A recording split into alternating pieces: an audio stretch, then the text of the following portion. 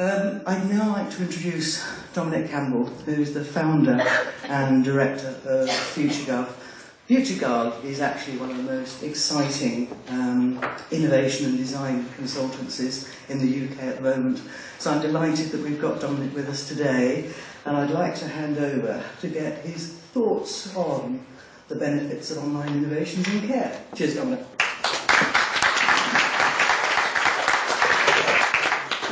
Well, this is rather exciting, isn't it? Look at all of you. This is an impressive event. I go to quite a few events, but having something around this theme and is especially exciting, and the first of its kind as far as I'm aware of anyway. So congratulations to you all, congratulations to the event organisers, and also Robert, that was a really exciting opening vision from you as well, so thanks for that. And not only all of that, but in 2 weeks' time, Baby D are going to be performing on this stage. I feel honoured to be up here. Amazing stuff. Right, okay, so what I'm going to be talking about is essentially human tech for human services. I think social technology and design fits so beautifully with social services, social care, health, any of those human services, because it is quite a human technology compared to the frankly god-awful technology that these human services have had to deal with for a very long time now. For some reason, social care has managed to attract the worst of all technology for a very long time, and hopefully that can change fairly fundamentally and go a long way to resolving some of that. Very quickly, my company, we're focused purely on local public services, the clue's in the name, I guess. We're hardly going to go and innovate a private sector company called FutureGov, and we're really interested in elegantly designed products and services. And for me, that elegance is really important to our work. What we're trying to say is, you guys deserve nice technology. You use nice technology, digital technology in your everyday life. Why, when you walk through the front door of the council, are you not able to access certain things?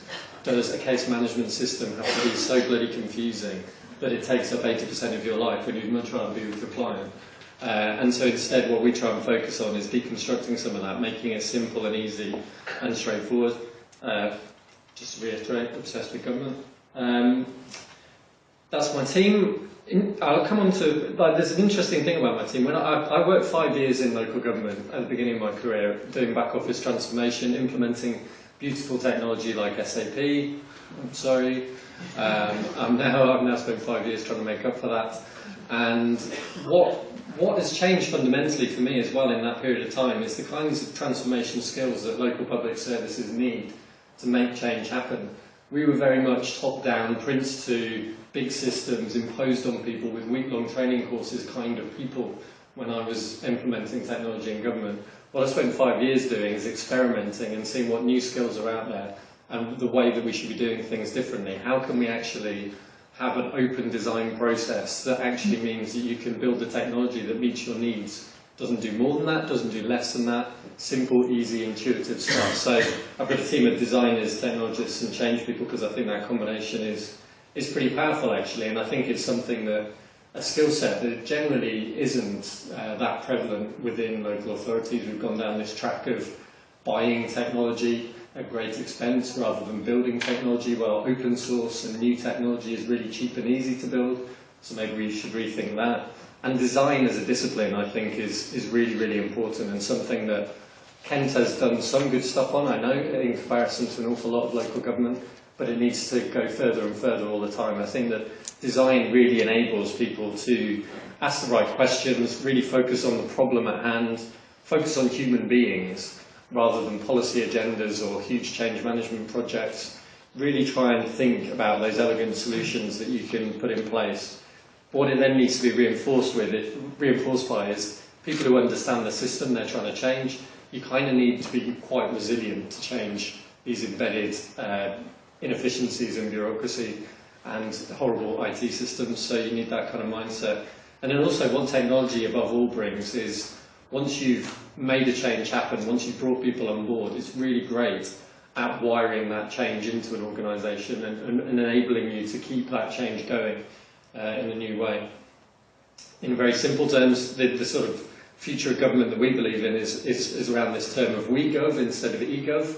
It's much more about how do you use technology to bring people together to make change happen, the social aspect of technology, Obviously, there still needs to be some of the old eGov stuff to a degree, again reinvented when you're talking about where do I put my case notes. But frankly, the people we talk to when we're doing design research don't say, if only I had more information, if only I could be inundated with all the case notes from all of the agencies, then I would make a perfect decision about the care of my patient, rather than just drown in it. What they do instead say is, if only I knew who else was working with my client, it would be really great, and I could talk to them like a human being, and we could coordinate our care, because we're not stupid, we're quite bright, and we're the best filters, and technology just needs to get out of the way. So I'll talk through a few examples of what I mean by WeGov really, which is all about how do you bring people together to make change happen? How do you move to thinking about public value? What is the problem you're trying to solve? Rather than how do we do a multi-agency agreement to do this thing, or how do we actually move the deck chairs on the ship in order that we can actually work together differently and have a multi-agency group. Like the institution stuff, not interesting. The internet's really great at driving you to focus on what is it you're trying to solve. It just makes you think about the problem. It doesn't really care about organisations, institutions and bureaucracy behind it. And inevitably that drives a culture change from command and control to relationships, which in human services I think is pretty fundamental. That you guys have generally, this is your life, and technology has actually got in the way of you managing human services in a human way a lot of the time.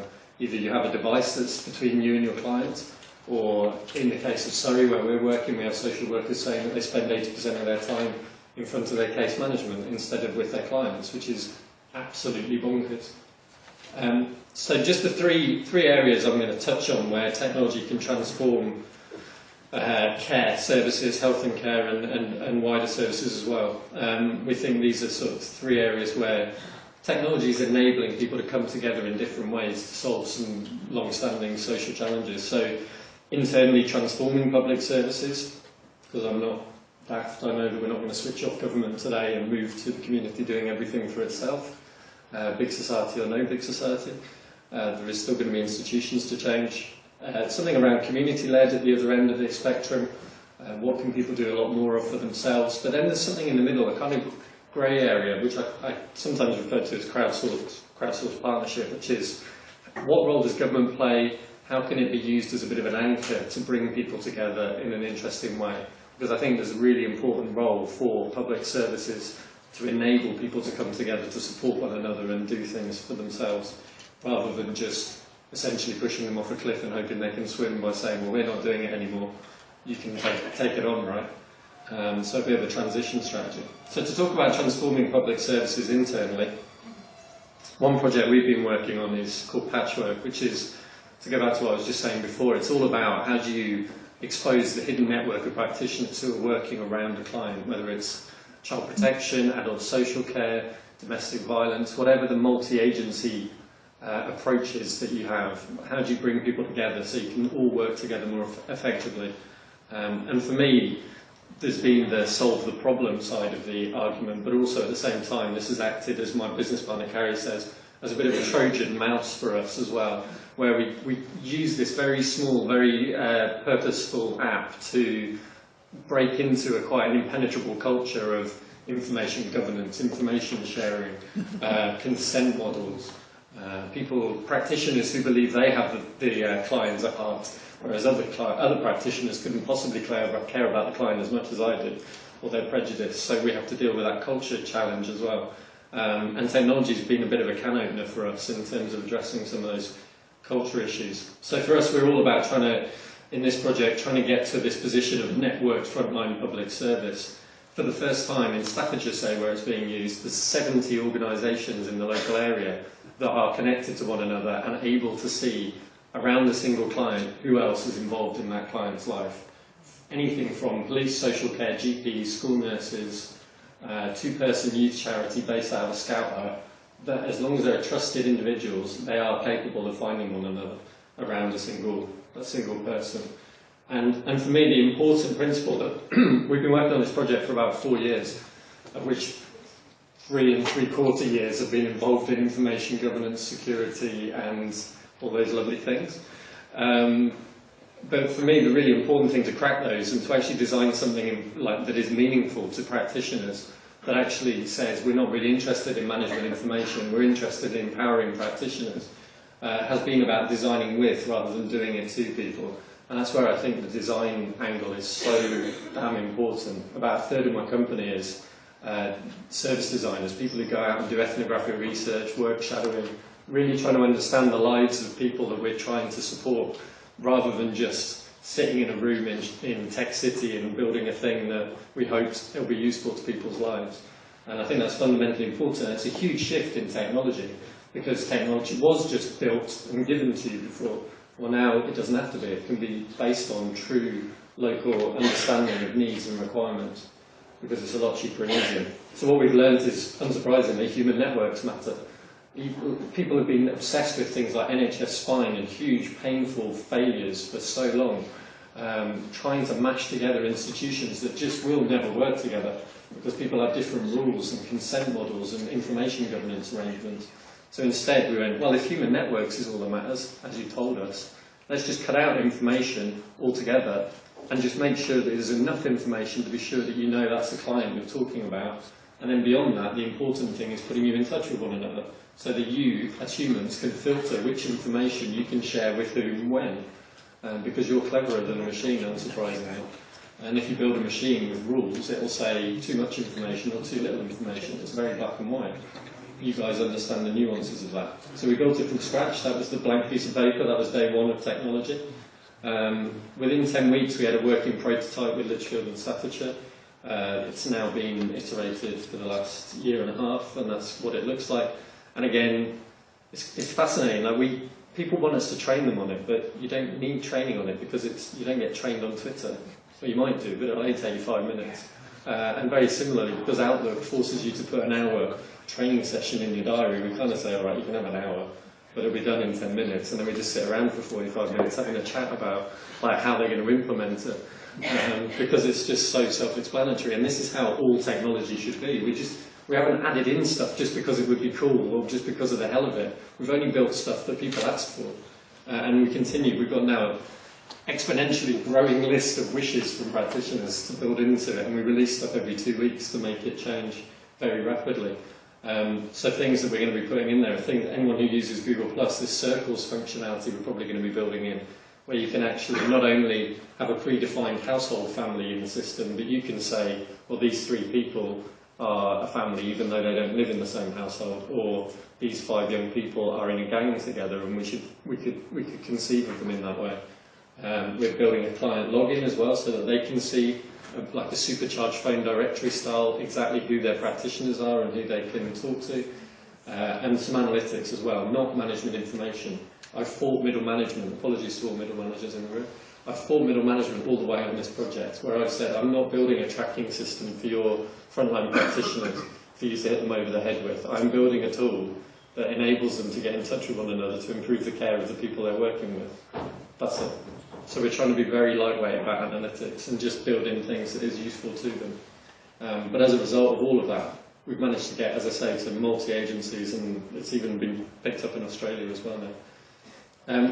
And another thing around the Trojan mouse side of things is that because we took such a difficult thing, we started with older adults and child protection.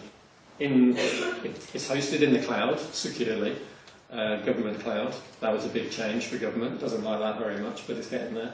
And we built social technology as well, so that was a lot of change all at once, but because we chose something really difficult to try and crack, we've now bought credibility to be able to do bigger and better things as well. So in Surrey right now, we're actually doing some design research around the self-assessment process, which is pretty broken, as it is in most places, involving a mixture of call centres and PDFs and 60-page documents that no one fills in, and a day of a social worker's time taking the scribbles and putting them on their really slow case management system. I don't need to tell you, I could show you the amazing diagram we've got of how many broken points there are in the process. But what we're now doing with Surrey is they've given me a tiny bit of innovation space for 6 months to prove to them that we can build a case management and a self-assessment solution from scratch, initially in prototype, in open source as well, so that, because what we're saying is, none of the solutions out there right now are fit for purpose as you were saying, in the past, frankly, let alone in the future. Surrey are moving, as most people are, to a sort of social capital model, where it's how much can you do for yourself and how can we support you to do that, and point to community resources. So what we're doing is actually building a system fit for that mindset, rather than a case management that was fit for the council knows best mindset. And so all through the self-assessment process, people are going to be signposted to, have you seen this project? Did you realise we know you live here because you just filled in your postcode? There's this thing locally that might help meet that need that you just articulated, etc., etc. Trying to triage out that need and reduce down the burden on the council, but frankly also improving the care and the community connections within the process as well. Now in terms of crowdsourced care, so this kind of combination of community and council, I'll talk about it in the workshop later, so I won't really talk about it now, but we're reinventing Meals on Wheels with a project called Casserole, where we're connecting local communities to actually cook for one another and share a spare plate at dinner now and again. So doing what the internet does best, really, a lot of matchmaking. You need some food. I've got a spare square of lasagna every time I cook one because I cut it into sixes and there's only 5 in my family, so I suppose I can give you one. And it's coming up with a load of social benefits. And our mindset with this, and a lot of the things we do, is how would X app that you use in real life rather than work life approach this problem? So how would Airbnb resolve Meals on Wheels, or Uber, the taxi firm that's in some major cities? And what's crucial about them is that they think relentlessly about customer service and customer experience, and they think relentlessly about the relationship between an app, a phone call, a process, like making it frictionless, like a beautifully simple process for people to get involved in and to serve their needs, rather than, you know, we think it should be done this way and you have to follow our strict process. It's much more customer-centred, which is how we're approaching it. As I say, I'll show it in the workshops if anyone wants that. And this is generally what our demographic is right now. It's 50-odd-year-old women cooking for 80-odd-year-old women on the whole. So we've got an amazing set of evangelists in Tower Hamlets and Surrey and Barnet. What we now need to crack is to work out how to go to the next layer out of people, really. The people who aren't just hardcore cooks and hardcore people who like to do good in their community, but actually the people we sort of built it for in the first place, who we think might be fairly promiscuous about how they like to micro-volunteer. They don't want to just do it every day or every week. They might just happen to have a Tuesday every month where they want to do it. So it's essentially how do we get to that crew as well, which will be interesting. We've got like 3,000 cooks registered across the country now. It was a bit accidental. Like we were doing a pilot with 100 people in Surrey, and then we were on the BBC Breakfast, and we didn't really know about it that much, although it was going to be in the Times.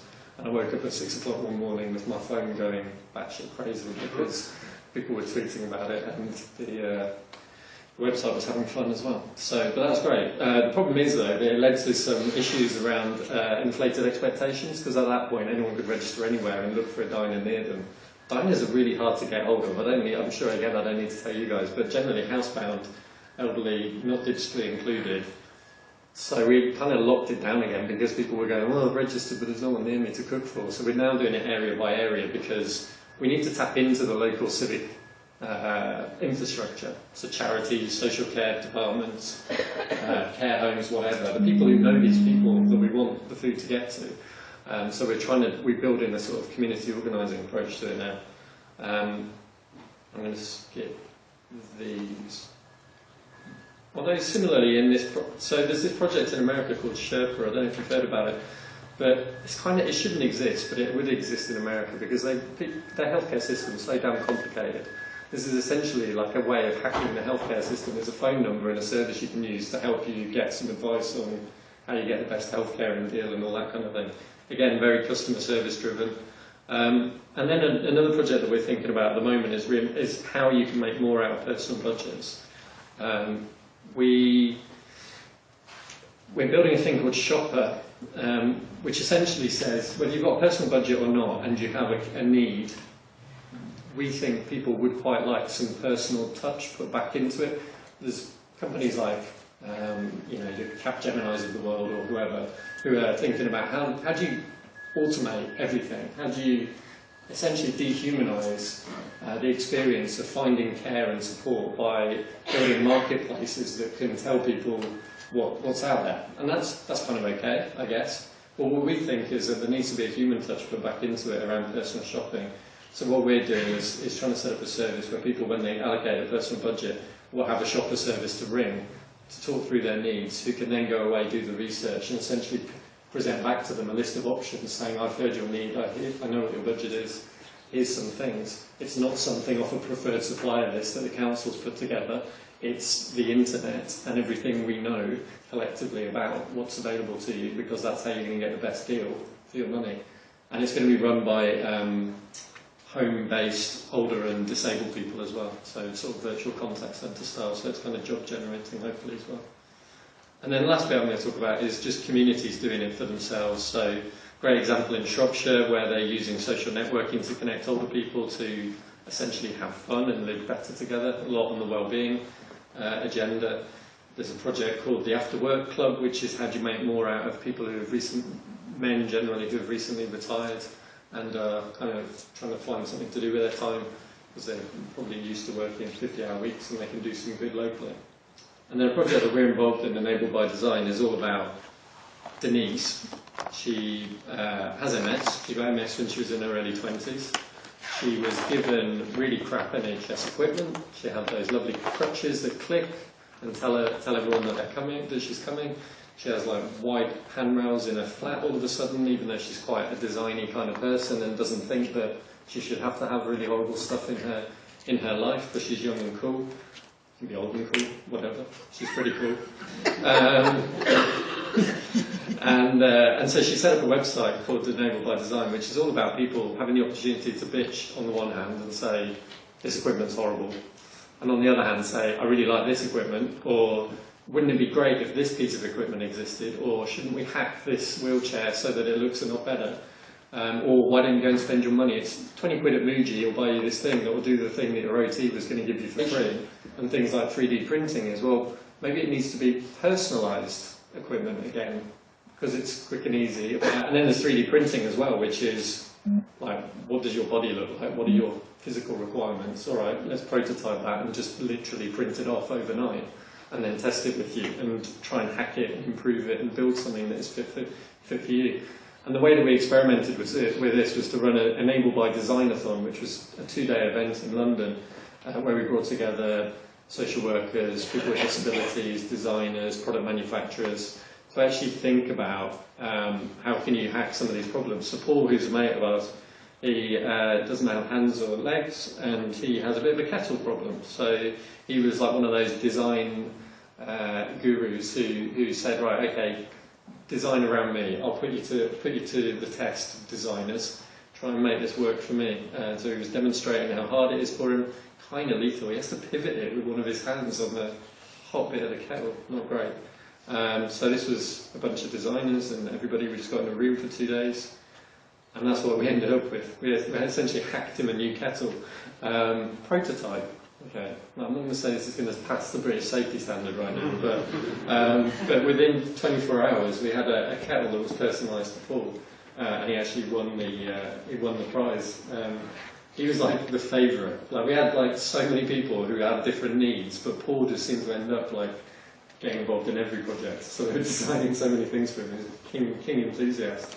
He also does video and photography, so he needed a stand for his camera, so that was a very quick prototype with an IKEA bag handle and some foam to actually build something that could work for him. And we did some 3D printing as well. That's what it looks like if anyone's not seen it before.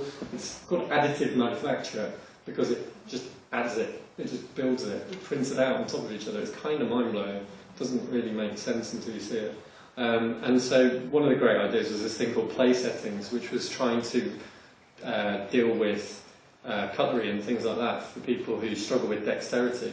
And so they came up with this idea of having these kind of spikes on the end of your fingers instead of forks, or an upside down cup so that the actual stable bit is on the bottom, which seems to make sense, rather than on the top.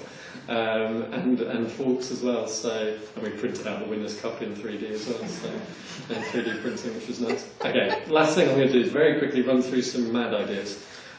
So the world of sensors and data streaming just go with me on this. I haven't got time to explain it all in detail. But what about if you use Google Glass as wayfinding for people with dementia? Could be interesting. Take a product, see where you go with it. There's a lot going on around the smell space. Is that a thing? I just invented a smell space. There we go. I'm a douchebag. Right, okay. So there's a lot going on with smells at the moment. There's this thing that was invented in London that called Ollie, which is when people retweet or use a certain hashtag, it squirts a smell, so that you know that was a retweet of one of yours. Like, who cares? Like, really? Is that even? But anyway, somebody put that thought to good use. A mate of ours has built this thing called Ode, which is for people with dementia, where you can set a time of day where it squirts a certain smell, which hopefully will trigger a memory to take some medicine. Or it might have a smell that squirts in the morning or evening that reminds you of your deceased partner, or I don't know, whatever, something in the past that makes you happy. But anyway, it's a really interesting trigger between technology, physical products, sensory stuff, and actually the person who's done it, all this stuff that's good is normally driven by designers because they're actually frankly good at listening to people and coming up with creative solutions. There's things like Ping, where you have technology in your clothes. So when, again, at the moment, I think we need to find a good use for this, but at the moment the only use case they had for this on their website was you put your hood up when you go out from the house and all your mates get a Facebook message to say you're on your way. I mean, again, in dementia care potentially, instead of having those GPS trackers that a lot of councils are going down, this might be nice to have it in your clothes. It's a bit more human.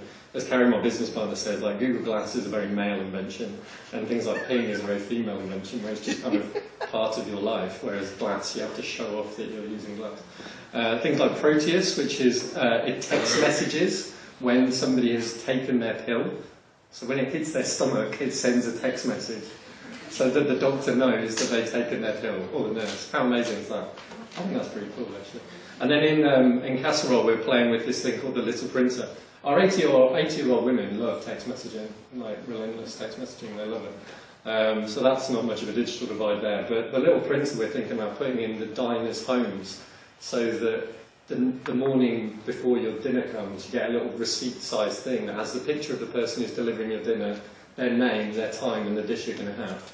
Wow. It's kind of a security safeguarding thing, but also kind of nice. It's like elegant, beautiful little thing. So we're playing with that at the moment. There's this thing called it's called Hello Lamppost in Bristol, where they're getting objects to talk to you, which is kind of cool. You can text message the postbox and it will talk back to you. Have a look at that one, I love that one. And like, Carrie, my favourite one, frankly, is how can we use drones? Like, they're evil, mostly, but increasingly being used for social good. So there's this project in San Francisco where I was, where they actually deliver burritos to people's homes using a drone, which I would personally use if that wasn't illegal right now. But it'll be legal one day. It'll be legal one day when the air regulators allow it. But what I was thinking was, use it for the housebound. Like, just drop their prescription down the chimney, like, no worries. There's all sorts of things we could do anyway. But overall, like, imagine, like, through all of that, there's so much cool stuff going on. There's so much douchebag stuff going on, but that can be repurposed for good things. And that's the stuff that really excites me more than anything, is how can you take the good of this silly stuff and make it really, really good for the people that we all care about in our communities. And that's kind of the principles I believe in, and I just think we ain't got a lot of choice right now. We either embrace it and go with it, or we just all pack up and go home. So, thank you very much.